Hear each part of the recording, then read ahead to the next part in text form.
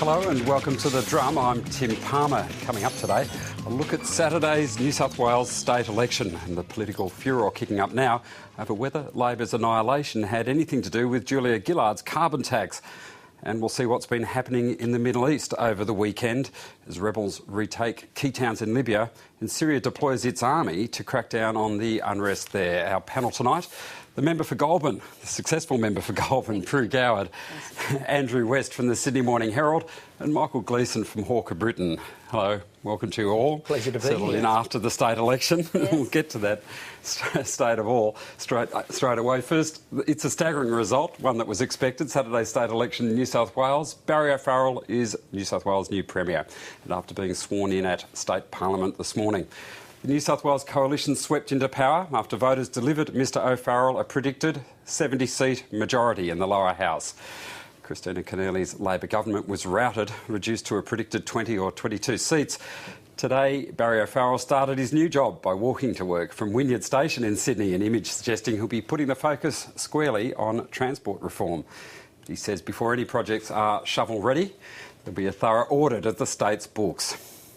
I want to start with knowing what the bottom line is, but I say again, there'll be no gotcha moment. There'll be no announcement that because of the state of finances we can't deliver or won't deliver our promises. We undertook the exercise of outlining our savings to guarantee to the people of this state that we would deliver on our promises.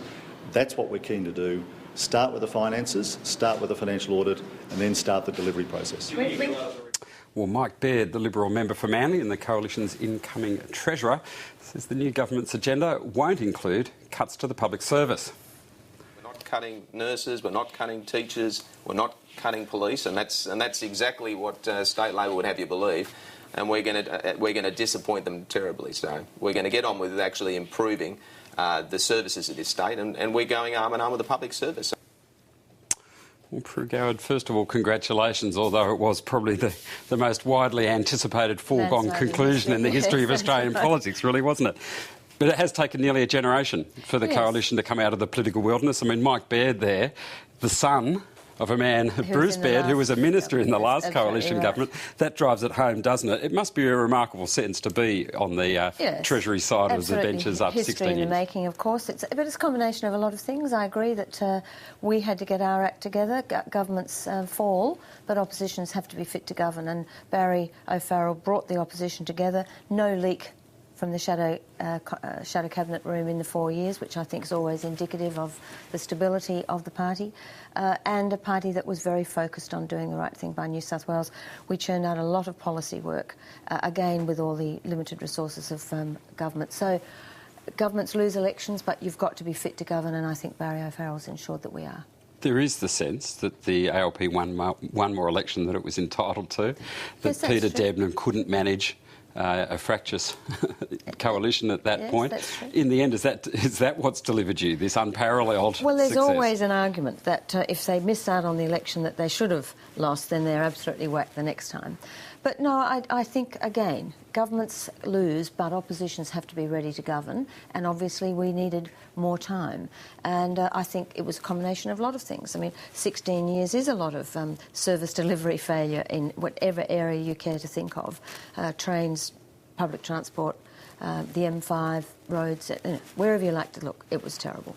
But I think also Labor lost the tradies vote. They lost the aspirational middle vote, and that is now firmly in our camp. So the whole tribalism of Labor that was based basically on an inward-looking culture, that's really what was smashed on Saturday night. Well, that's interesting because there's an outer ring of seats now that some people would suggest may be lost to Labor for some time, although that was said of the John Howard's battlers and some of them came back. Michael Gleeson, do you think that's happened, that people have defected and may not come back, seats like Riverstone and Mulgoa? And what sort of government do you expect this new government to be? Well, at the outset, it's hard not to feel happy for Barry O'Farrell. I need to say that. This is the culmination of what's been a very long career in politics. And you know, I remember Barry when he was working for Bruce Baird back in the Greiner government. He then became the state director of the Liberal Party. And he's gone through this metamorphosis from being someone who probably would never have become Premier to someone who has probably run the most disciplined campaign that the Libs have run, I think, in the 16 years that I've been watching this government. Having said that, what happens with those seats largely depends on how well this government performs and how well the opposition performs going forward. The opposition have a tough task. There's no question about that. It is not easy after 16 years in government to get used to the lack of staff, the lack of resources, the loss of talent, and try to regroup. So we see now that John Robertson is going to be the leader of the ALP, the opposition leader. He's going to have a tough job. I wouldn't wish that on anyone. But there is a way forward. It was spelt out today by Bruce Hawker in the Sydney Morning Herald, how you can go about turning this adversity into something positive, and they need to try and do that. You mentioned John Robertson, who's thrown his hat into the leadership, expected to take it. Is he the person to fix Labor's misfortunes? Oh, look, John's very experienced. He was the head of the trade union movement here. He's now been in the Parliament for some time. And he represents what a lot of people would say is the disease, Labor. not the cure, Yes, doesn't correct. he? Yeah, look... Andrew West, would you... No, I don't agree with that, actually. First of all, I think John Robertson should face a ballot. I think John Robertson would want to face a ballot. It's no surprise that while I've been a great critic of the New South Wales Labor government, I do think quite highly of John Robertson as a campaigner, as a grassroots operator. I think Labor at this stage needs someone whose forte is to stand on the back of a flatbed truck with a bullhorn in his hand and whip up the crowd and revive a bit of grassroots enthusiasm. I think that John Robertson should face a ballot. I think, not because I don't think he deserves the job, but because I think the fix should not be in. This is part of Labor's problem. And I think John Robertson would emerge, if he does become leader, much stronger if he faces a ballot, and that is an important thing. There ought to be a competition. He was willing to place himself in a ballot to win the pre-selection, which he won comfortably. He ought to be willing to have a ballot for the leadership, and if that means a narrow victory, he is affirmed. You are affirmed when there is an election.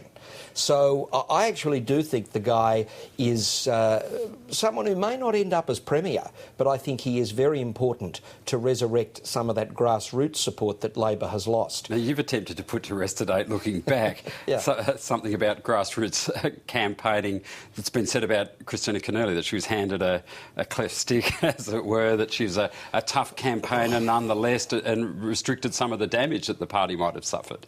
You disagree with that? Oh, look, I think Christina Keneally has many, many attributes. She's clearly very intelligent. She was very presentable, if that's the way you want to express it. But I do think she was someone with very limited political judgment. Yeah. And the most important thing you need in a politician is judgment. And I'm prepared to concede that she ran a very energetic campaign, but by definition it was not an effective campaign. The polls did not move.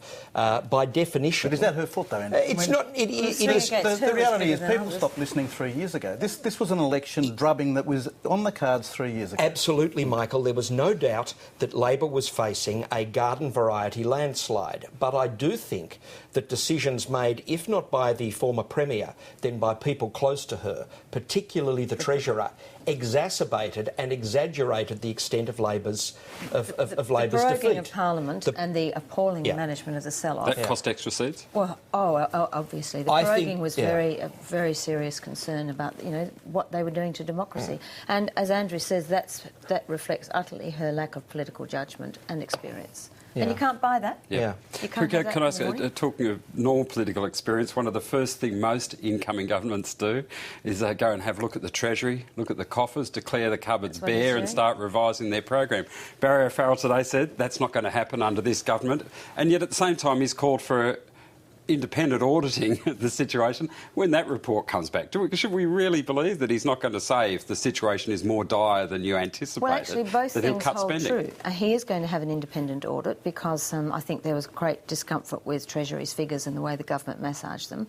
But we've actually already factored in that those figures are not as good as we think they are. So that's why these spending promises were so modest, because I think we knew before the election, certainly the Shadow Cabinet discussion was quite clear, that we knew it was going to be worse than they were saying, and not to get too ambitious about your spending cuts. So both of those propositions will hold, Tim. Mind you, for the full 16 years of this government, Pru, they've had a AAA rating that's been independently endorsed by Moody's and Standard & Poor's, and I think you're taking control of an economy that clearly, especially in light of the financial upheaval of the last 18 months, 2 years, is in good shape. Yes, but look at the number of departments that at the end of every financial year had to ask for more money because they hadn't been able to control their spending.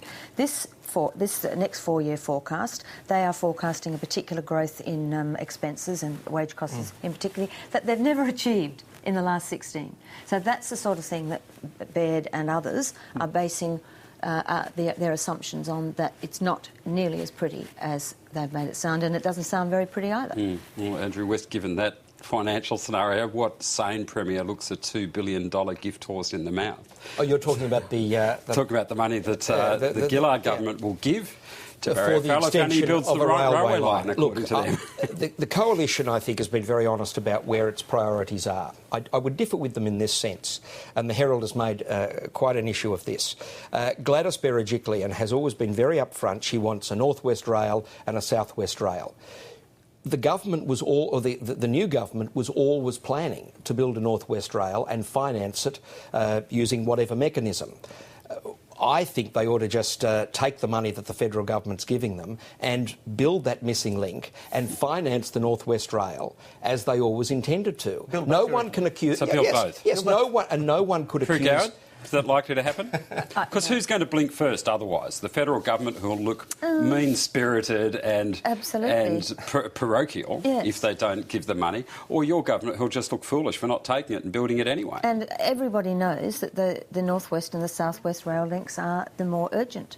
And I just don't think you can get away from that. It's about priorities. One day, Epping Chatswood will be built, but in the meantime, the most important things are reaching those now millions of people in Western Sydney who have no decent transport. Pru's correct, they are the most urgent. There's no question of that. But as I said, given the coalition did plan to build the North West using whatever financial mechanism, and it appears the federal government is resolute in not reallocating that money. Let's see how we go. Well, there's a bit of water under that bridge. Fair enough. As with all state elections, this has rebounded to Canberra, of course, where there's been people trying to claim the success and shift the blame, and to the carbon tax especially, and the row over whether the defeat of New South Wales Labor at the weekend had anything to do with that. Liberal leaders, state and federal, have been crediting the win in part to Julia Gillard's carbon tax scheme. Here's what Joe Hockey had to say on ABC's Insiders yesterday. Some of the numbers we saw were far larger than by-election swings in Penrith or in Ryde only 2 years ago. And that's an interesting point, that in fact the margin in Penrith is now larger than it was at a horrific by-election result for Labor. That indicates that the carbon tax obviously did have some role to play in the last few days. Well, federal opposition leader Tony Abbott continued that argument in Parliament this morning. Tell you what has caused their destruction in New South Wales. They have walked away from the Australian people. Nothing illustrates this more than the toxic carbon.